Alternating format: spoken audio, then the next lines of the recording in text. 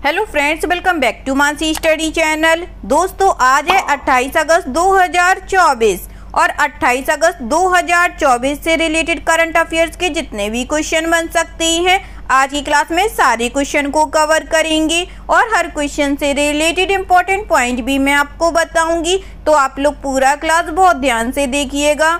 और दोस्तों, ये क्लास आपकी मॉर्निंग सुबह 7 AM पे डेली लाइव आती है। आप सभी लोग सुबह 7 बजे इस क्लास के लिए तैयार रहा करिए। इससे आपकी तैयारी करंट अफेयर्स में बेहतर होने वाली है और आगे आने वाले सभी एग्जाम में आप लोग करंट अफेयर्स में बहुत अच्छा सा रिस्पॉन्स दे पाएंगे। तो चलिए आगे बढ़ते हैं और आज का पहला क्वेश्चन देखते हैं। आज का पहला क्वेश्चन लिखा है, निम्नलिखित में से किस संस्थान ने संविधान को अपनाने की 75वीं वर्षगांठ मनाने के लिए भारत के पहले संविधान संग्रहालय, संविधान अकादमी और अधिकार एवं स्वतंत्रता संग्रहालय की स्थापना की घोषणा की है? Which among the following institutions has announced the establishment of India's first Constitutions Museum, the Constitution Academy and the Right and Freedoms Museum to commemorate the 75th anniversary of the adoption of the Constitution? First option है Delhi university, second option है IIT Delhi, third option है Jindal Global university, fourth option है lovely professional university.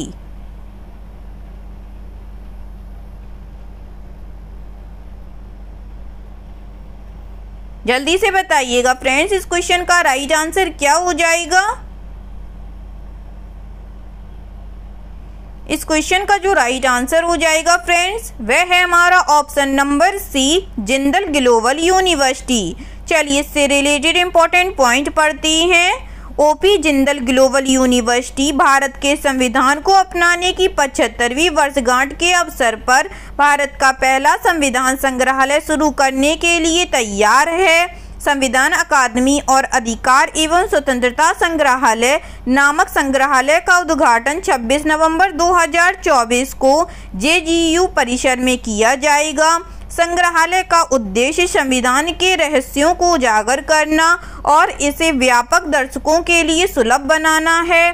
संग्रहालय में बच्चों के लिए एक कोना होगा जिसमें इंटरैक्टिव इंस्टॉलेशन और शैक्षिक सामग्री होगी जो युवा आगंतुकों को संविधान से दिलचस्प तरीके से परिचित कराने के लिए डिजाइन की गई है।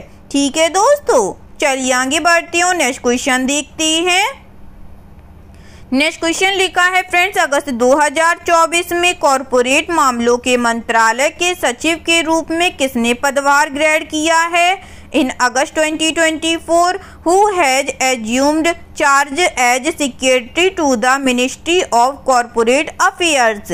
फर्स्ट ऑप्शन है जयदीप सिंह, सेकेंड ऑप्शन है अमरदीप सिंह भाटिया, थर्ड ऑप्शन है TV सोमनाथन, फोर्थ ऑप्शन है विक्रम मिश्री।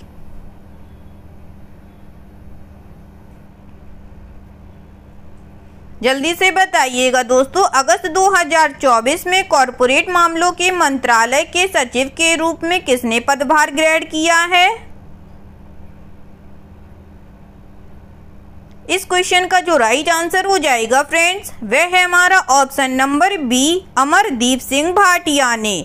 चलिए इससे रिलेटेड इंपॉर्टेंट पॉइंट पढ़ते हैं। मध्य प्रदेश कैडर की 1993 बैच की IAS अधिकारी दीप्ति गौड़ मुखर्जी ने कॉरपोरेट मामलों के मंत्रालय के सचिव के रूप में पदभार ग्रहण किया है। उन्होंने मनोज गोविल का स्थान लिया है जिन्होंने वह सचिव का पदभार ग्रहण किया है। इस नियुक्ति से पहले मुखर्जी राष्ट्रीय स्वास्थ्य प्राधिकरण के मुख्य कार्यकारी अधिकारी थे। वह ऐसे समय में MCA की शीर्ष अधिकारी का पदभार संभाल रही हैं जब मंत्रालय कई कानूनों और सुधारों पर काम कर रहा है जिन्हें अगले कुछ महीनों में पेश किया जा सकता है। ठीक है दोस्तों, चलिए आगे बढ़ते हैं और नेक्स्ट क्वेश्चन देखते हैं। नेक्स्ट क्वेश्चन लिखा है फ्रेंड्स, पूर्व मुख्यमंत्री साल सिंह सीमारक का 82 वर्ष की आयु में निधन हो गया। फॉर्मर चीफ मिनिस्टर साल सिंह सीमारक passed away at the age of 82। First option है अरुणाचल प्रदेश, सेकंड ऑप्शन है मिजोरम, थर्ड ऑप्शन है मणिपुर, फोर्थ ऑप्शन है मेघालय।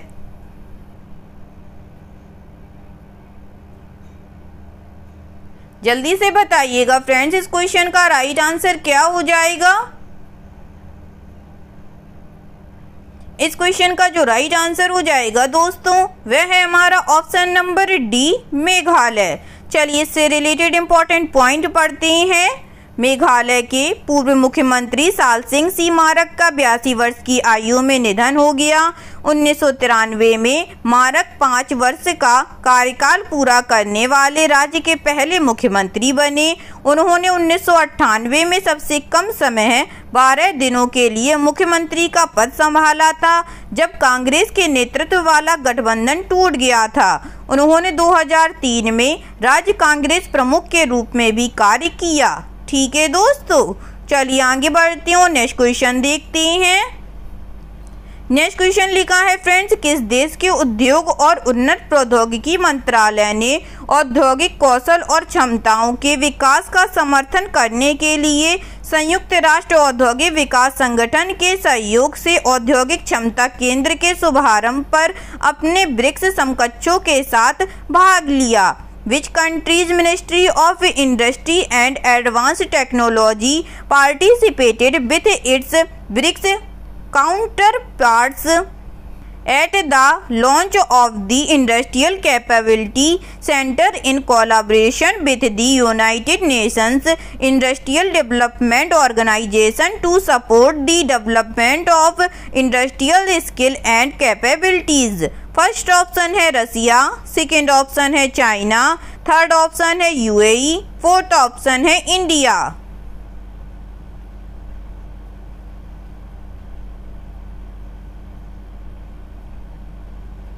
बताइएगा फ्रेंड्स, इस क्वेश्चन का राइट आंसर क्या हो जाएगा। इस क्वेश्चन का जो राइट आंसर हो जाएगा फ्रेंड्स वह है हमारा ऑप्शन नंबर सी, यूएई। चलिए इससे रिलेटेड इंपॉर्टेंट पॉइंट पढ़ते हैं। संयुक्त अरब अमीरात के उद्योग और उन्नत प्रौद्योगिकी मंत्रालय ने औद्योगिक कौशल और क्षमताओं के विकास का समर्थन करने के लिए संयुक्त राष्ट्र औद्योगिक विकास संगठन के सहयोग से औद्योगिक सक्षमता केंद्र के शुभारंभ पर अपने ब्रिक्स समकक्षों के साथ भाग लिया। यह घोषणा 8वीं ब्रिक्स उद्योग मंत्रियों की बैठक में की गई, जिसमें संयुक्त अरब अमीरात, रूस, ब्राजील, चीन, मिस्र, इथियोपिया, भारत, ईरान और दक्षिण अफ्रीका के उद्योग, व्यापार और प्रौद्योगिकी मंत्रालय एक साथ आए थे। ठीक है दोस्तों, चलिए आगे बढ़ते हैं, नेक्स्ट क्वेश्चन देखते हैं। नेक्स्ट क्वेश्चन लिखा है फ्रेंड्स, अगस्त 2024 में भारतीय नौसेना ने रक्षा मंत्रालय के तहत निम्नलिखित में से किस शेड्यूल एक कंपनी के साथ एक समझौता ज्ञापन पर हस्ताक्षर किए, जिसका उद्देश्य भारत सरकार की आत्मनिर्भर भारत पहल के अनुरूप महत्वपूर्ण समुद्री इंजीनियरिंग उपकरणों और प्रणालियों के डिजाइन, विकास, निर्माण और समर्थन को स्वदेशी बनाना है। In August 2024 the Indian Navy sign an MOU with which among the following schedule a company under the Ministry of Defence aiming to indigenize the design, development, manufacture and support of critical marine engineering equipment and systems in alignment with the goals आत्मनिर्भर Bharat initiative. First option है Hindustan aeronautics limited, second option है Bharat heavy electricals limited, third option है Bharat electronics limited, fourth option है Tata advance system.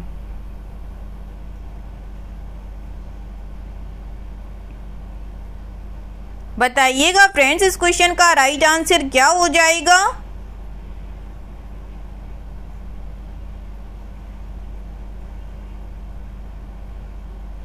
इस question का जो right answer हो जाएगा फ्रेंड्स वह है हमारा option number C, Bharat electronics Limited. चलिए इससे रिलेटेड इंपॉर्टेंट पॉइंट पढ़ते हैं। रक्षा और भारी इंजीनियरिंग विनिर्माण क्षेत्र की company Bharat earth moves limited ने महत्वपूर्ण समुद्री उपकरणों और प्रणालियों के स्वदेशी डिजाइन, विकास, विनिर्माण, परीक्षण और उत्पाद समर्थन के लिए भारतीय नौसेना के समुद्री इंजीनियरिंग निदेशालय के साथ एक समझौता ज्ञापन पर हस्ताक्षर किए हैं। भारत सरकार की आत्मनिर्भर भारत पहल के अनुरूप इस साझेदारी का उद्देश्य रक्षा उत्पादन में आत्मनिर्भरता को मजबूत करना और विदेशी आयात पर निर्भरता को कम करना है। ठीक है दोस्तों, चलिए आगे बढ़ते हैं, नेक्स्ट क्वेश्चन देखते हैं। नेक्स्ट क्वेश्चन लिखा है फ्रेंड्स, हाल ही में समाचारों में रहा तीस्ता वी जल विद्युत संयंत्र किस राज्य में स्थित है? In which state is the Teesta V hydropower plant which was in news recently located? First option है असम, सेकेंड ऑप्शन है सिक्किम, थर्ड ऑप्शन है उड़ीसा, फोर्थ ऑप्शन है बिहार।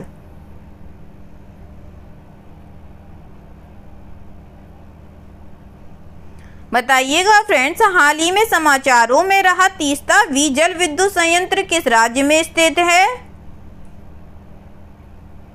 इस क्वेश्चन का जो राइट आंसर हो जाएगा फ्रेंड्स, वह है हमारा ऑप्शन नंबर बी, सिक्किम में। चलिए इससे रिलेटेड इंपॉर्टेंट पॉइंट पढ़ते हैं। हाल ही में भूस्खलन के कारण सिक्किम के गंगटोक जिले में तीस्ता वी जल विद्युत स्टेशन पर 6 घर और एनएचपीसी की एक इमारत क्षतिग्रस्त हो गई। तीस्ता नदी पर एक 510 मेगावाट की रन ऑफ रिवर जल विद्युत परियोजना है, जिसमें कंक्रीट का गुरुत्वाकर्षण बांध है। यह परियोजना 1999 में शुरू हुई और 2008 में चालू हुई, जिसे एनएचपीसी ने विकसित किया है। तीस्ता नदी सिक्किम, पश्चिम बंगाल और बांग्लादेश से होकर बहती है और ब्रह्मपुत्र नदी की एक सहायक नदी है। यह सिक्किम और पश्चिम बंगाल के बीच एक सीमा बनाती है और इसके मार्ग में शिवालिक पहाड़ियों के बीच एक गहरी खाई शामिल है। ठीक है दोस्तों, चलिए आगे बढ़ते हैं, नेक्स्ट क्वेश्चन देखते हैं। नेक्स्ट क्वेश्चन लिखा है फ्रेंड्स, हाल ही में खबरों में रहा स्लो लॉरिस क्या है? What is the slow loris which was in news recently? First option है प्राइमेट, सेकेंड ऑप्शन है मकड़ी, थर्ड ऑप्शन है मेढक, फोर्थ ऑप्शन है सांप।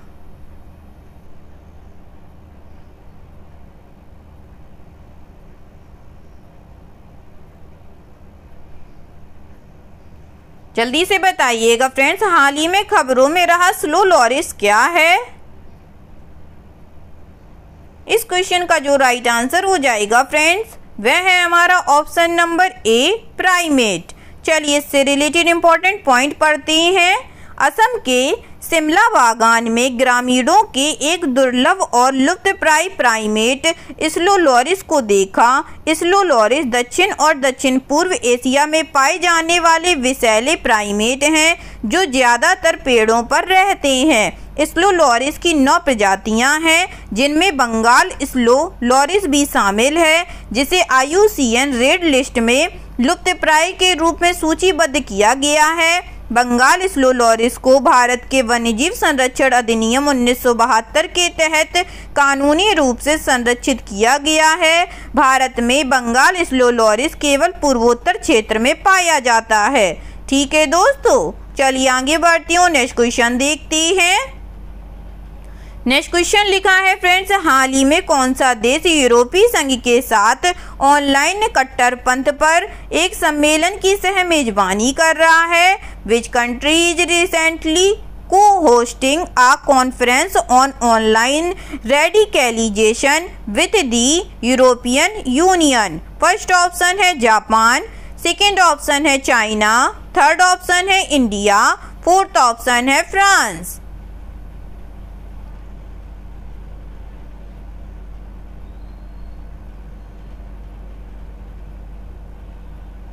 जल्दी से बताइएगा फ्रेंड्स, हाल ही में कौन सा देश यूरोपीय संघ के साथ ऑनलाइन कट्टरपंथ पर एक सम्मेलन की सह मेजबानी कर रहा है?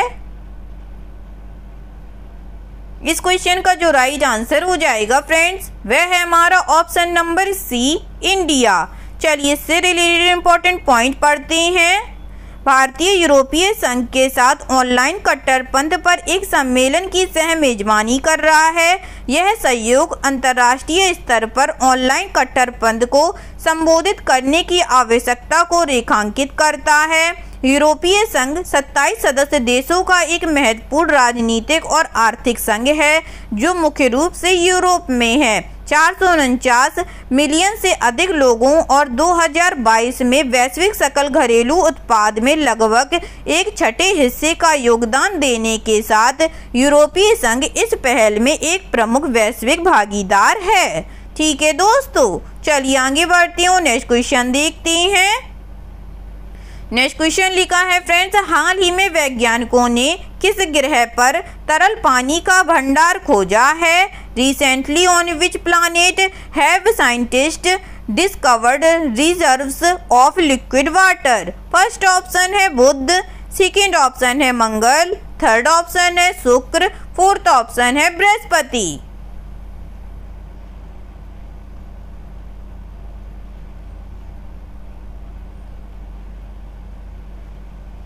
बताइएगा फ्रेंड्स, हाल ही में वैज्ञानिकों ने किस ग्रह पर तरल पानी का भंडार खोजा है?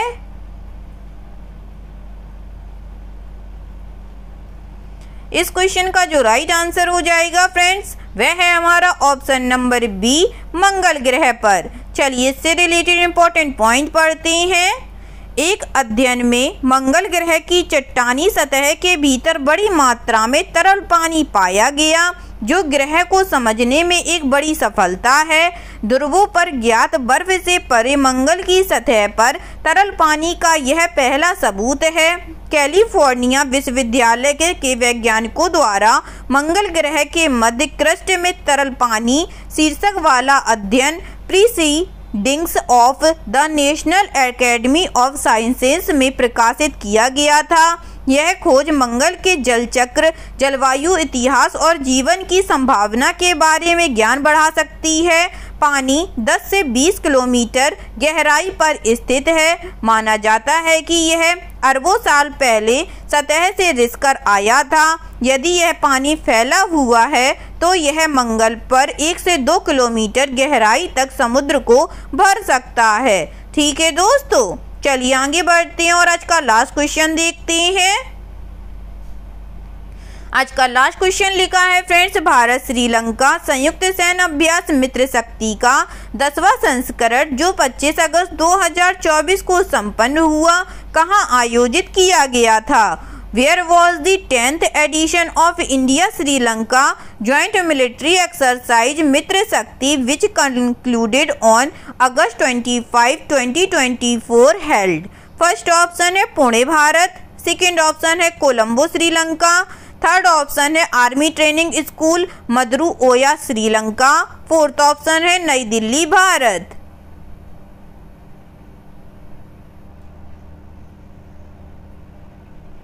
जल्दी से बताइएगा दोस्तों, इस क्वेश्चन का राइट आंसर क्या हो जाएगा?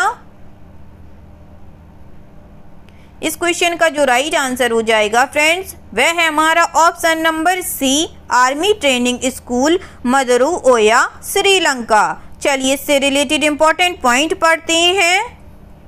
भारत श्रीलंका संयुक्त सैन्य अभ्यास मित्र शक्ति का 10वां संस्करण श्रीलंका के मदुरु-ओया आर्मी ट्रेनिंग स्कूल में हुआ है। मित्र शक्ति एक वार्षिक कार्यक्रम है जो भारत और श्रीलंका के बीच बारी बारी से 14 दिवसीय अभ्यास के साथ 25 अगस्त 2024 को समाप्त हुआ।